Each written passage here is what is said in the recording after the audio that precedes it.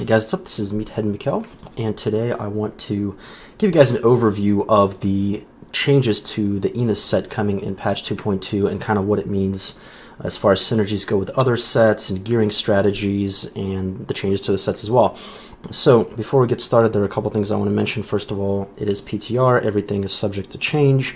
I personally don't think that Enos set is really going to change much. Numbers might get tweaked, but I think what the set bonuses are and where they are actually fits the set pretty well, and it synergizes with other sets pretty well.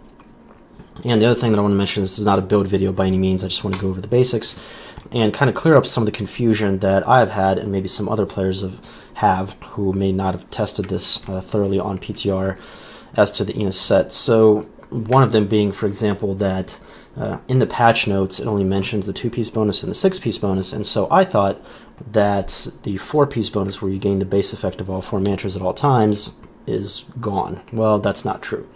It's still there. It's just not mentioned in the patch notes, and I can only assume that that's also the case for any other sets where like the 4-piece bonus is not mentioned, but it's still there. So what has changed? First and foremost, obviously it's now a 6-piece set or a 5-piece set with Ring of World Grandeur. The new pieces to it are hands and feet.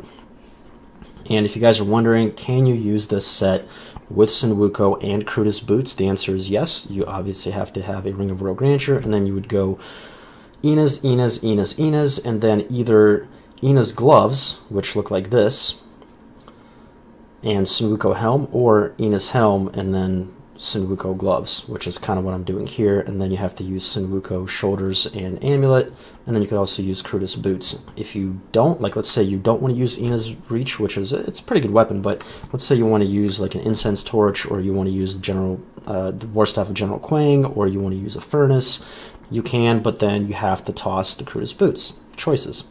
Another thing that's very interesting about this is you can, and this also means that you can also do both and have like a Stone of Jordan and a double unity, but then you have to use the weapon and you can drop Crudis boots. The other interesting thing with this is that it leaves the bracer slot completely open, which means you could use Gungo gear, or you could use, especially like for like a Cold Flurry, Tempest Rush build, you could use Chrome's buff bracers, which are pretty much, in my opinion, best in slot until you can get Permanent Epiphany, because otherwise your Tempest Rush stacks might drop off early. Anyway, so let's look at the features or the set bonuses piece by piece. So I'm going to take the stuff off. The first piece bonus is, or the 2-piece bonus is, increases the passive effect of your Mystic Ally and the base effect of your mantra by 100%.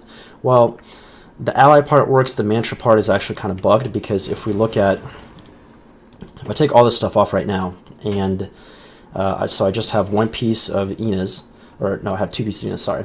If I just have 1 piece of Enos going right now, I have my my physical resist, for example, is 418, right? And and that's with Mantra of Salvation. If I take this Mantra of Salvation to like Mantra of Healing, this drops down to 348. So 348 times 1.2 is going to give me 418. And unfortunately, though, this number should, in theory, double, or not double, but it should go up to 487 when I put another piece of Enos on, because now I have the 2-piece bonus, but it still stays at 418. So the base effect, and this is true for all the mantras, so the base effect is currently bugged on PTR, but I assume that it will be doubled. However, what's not bugged is the the doubling of the passive effect of your Mystic Ally. So my damage increase by skills right now is 15%. That's courtesy of Unity, and Unity is still kind of bugged. Sometimes it gives you 15% now, sometimes it gives you 20%. It's just one of those bugs on PTR, similar to how I have a single Taiguk stack right now, even though I'm not using Taiguk at all. It's just there's bugs in PTR, so just bear with me. So anyway, but that part is true. So I have damage increased by skills at 15%, and then and that's using just double air ally.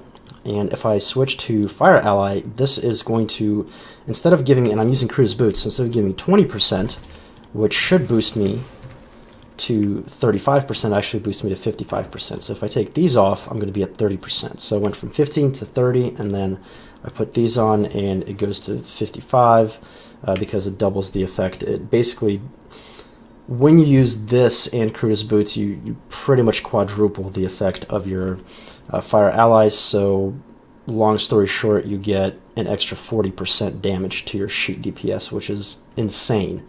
Like double fire, basically fire ally with Kuda's Boots, what I'm trying to say, is going to give you 40% damage boost when you're using Ina's set now instead of just a 10% damage boost. Pretty crazy. Same thing with the air allies. You can see that my spirit regeneration is currently at 16.56. Well, instead of just giving me roughly 8, it's going to give me a lot more than that. I'm up to 32. So all of a sudden I can just Tempest Rush, no problem. So that's really, really cool. That the 2-piece bonus is pretty awesome. And then the 4-piece bonus, still the same. The free sweeping wind and the spirit regeneration has been removed as a bonus. Does it suck? Nah, not really. I think the new changes are better. And then the 6-piece bonus is what's really cool.